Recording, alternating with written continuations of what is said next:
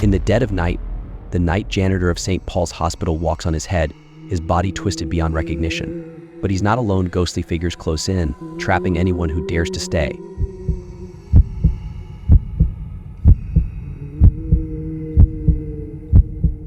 St. Paul's Hospital in Minnesota had been standing for over a century.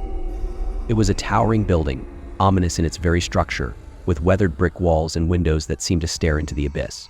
Despite its grandiose appearance during the day, the hospital's eerie reputation grew at night. Those who had worked the late shifts spoke in hushed tones about the unexplainable sounds, the shadows that moved when no one was around, and the feeling of being watched from unseen corners. There was one man, however, who knew more about the horrors of St. Paul's than anyone. His name was Jimmy Parker, and he had been the night janitor at the hospital for the past 8 years. To anyone who might have asked, Jimmy appeared like any other ordinary man. He was in his 40s, with graying hair and a limp from an old accident. His uniform was simple, a faded blue jumpsuit with a name tag that in better days. Jimmy wasn't known for his conversation skills. He preferred the solitude of the hospital halls at night. But there was something peculiar about Jimmy. He didn't walk like anyone else. It was subtle at first, barely noticeable. But those who saw him late at night noticed that Jimmy walked on his head. At first, it was dismissed as nothing more than fatigue or eccentricity. But as time went on, the hospital staff started to notice something far darker. His odd gait was only the beginning of the terror that would haunt the building for years to come. Jimmy's night shifts always began the same way. As the clock struck midnight, he would slowly walk the long, empty hallways, his mop dragging behind him, the clattering of his bucket reverberating in the silence. He would start at the 3rd floor, where the abandoned wing of the hospital stood, a wing that had been shut down for years. No one was ever allowed up there, but Jimmy always made his way to the top floor, sometimes disappearing for hours before finally returning. He was always alone. The whispers among the staff grew. No one was sure why Jimmy insisted on visiting the abandoned wing, and no one had the courage to ask. It was known that there were strange sounds coming from that area at night, scraping noises, faint whispers, and an odd, pulsating hum that rattled the nerves of anyone who ventured too close. One evening, as the hospital prepared for its usual quiet shift change, the janitor's behavior began to grow more erratic. The walls seemed to close in on him as he mumbled to himself, his voice quivering with something unspoken. "They want me to join them. I don't want to. They won't let me leave." The other night shift workers noticed his increasingly disturbing actions, but they couldn't bring themselves to confront him. He had always been an oddball, but now his eyes were vacant and his movements were jerky, like someone struggling against unseen forces. But it wasn't until 3 a.m. on one particularly cold and damp winter night that things took a sinister turn.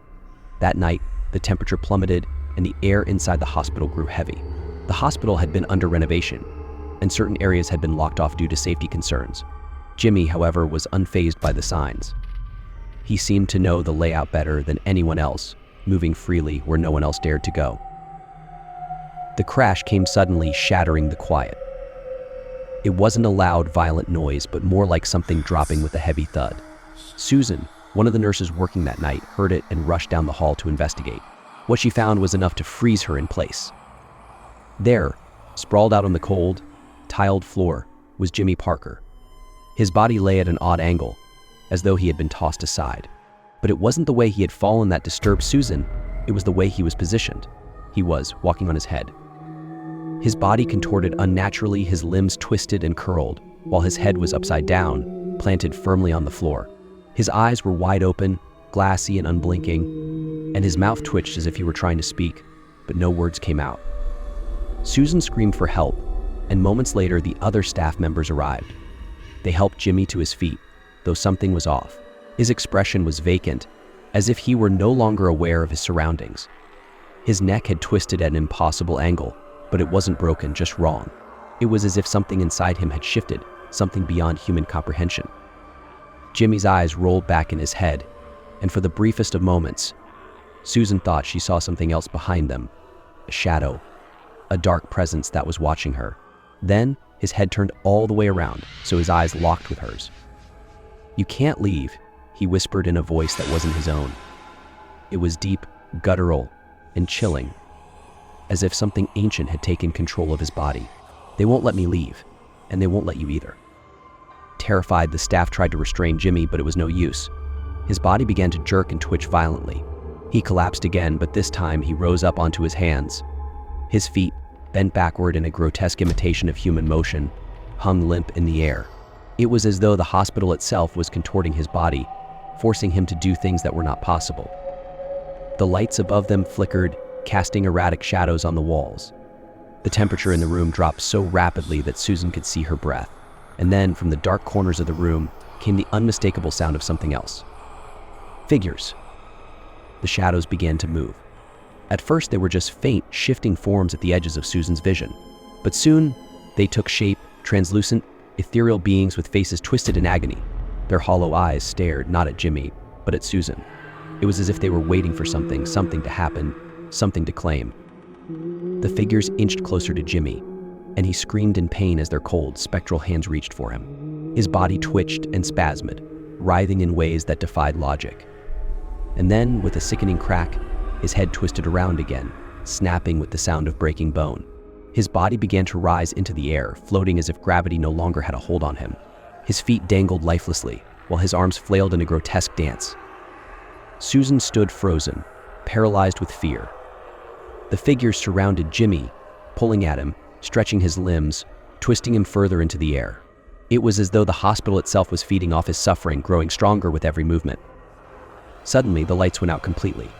The room was plunged into absolute darkness, and the air was thick with the scent of decay. Susan felt something cold wrap around her wrist, pulling her into the shadows. She couldn't see it, but she knew it wasn't human.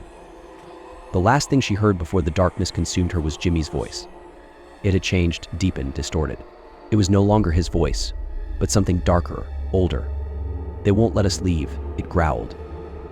The next morning, when the hospital's security team arrived, they found the area in chaos. The lights still flickered sporadically, and the temperature had dropped so low that frost covered the windows. Jimmy was gone. Susan was gone. The only evidence of their existence was a trail of wet footprints leading to the abandoned wing. Jimmy Parker had vanished, but something far darker had taken root within the hospital. His ghostly figure still roamed the halls, twisted and contorted, walking on his head as he had before. His fate was sealed, trapped within the cursed walls of St. Paul's, forever part of the malevolent forces that haunted the place. From that night on, no one worked the night shift. The hospital's doors were eventually shut, its halls abandoned.